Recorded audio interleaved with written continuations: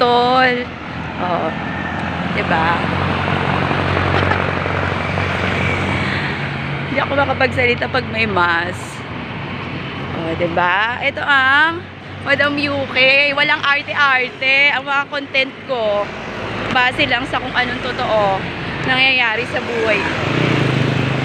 Diba? Ang sarap. Napapawisan ka.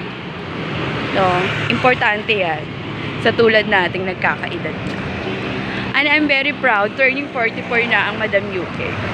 Wala akong maintenance. Pero syempre natakot ako dahil tumaas ang cholesterol. Usually kapag annual check-up namin, wala akong bahid. Oo, kasi talagang may mga maintenance man ako.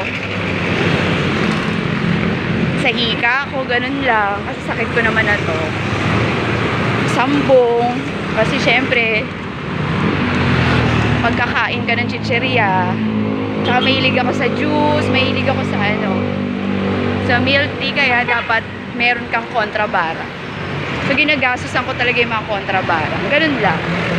Pero para ma-indulge ako into vices, no, I can control. I have healthy minds. Kaya para, for me to have a healthy mind, I keep myself busy. Masipag ka para may anda ka. Kasi alam mo kapag may anda ka, very positive. At saka syempre, gagastos ka lang base sa kinikita mo. Ganun ako. Oo. Kaya, marunong ako mag-budget. Hindi ako pili. Dahil ikaw rin magsasacrifice.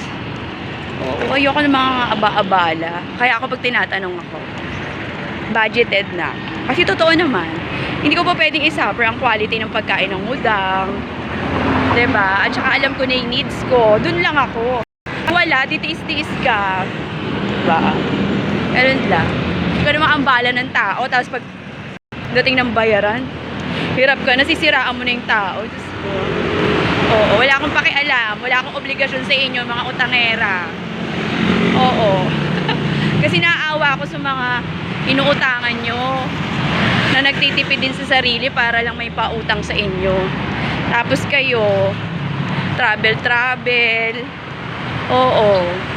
Wala akong pakialam kung nagbabayad kayo. Eh, ang masakit hindi nga. O, diba? Pag nangutang, dapat nagbabayad. Tapos wag nang sinisiraan pa yung inutangan. Oo. Real talk. Kung nga nagbebenta sa junk shop eh. Pambili ng chicheria ng pusa namin. Oh. Diba? Pag nagluho, dapat masipag. Ganun lang yun. Break even. Medyo malapit-lapit na. So, oh, diba? Habang nagaganito, napapawisan. Ganun ang buhay ko. Oo, Jerry. Diba? O siya, yun lang. Kailangan kasi, pag nagbablog ka, talak-talak. O, diba?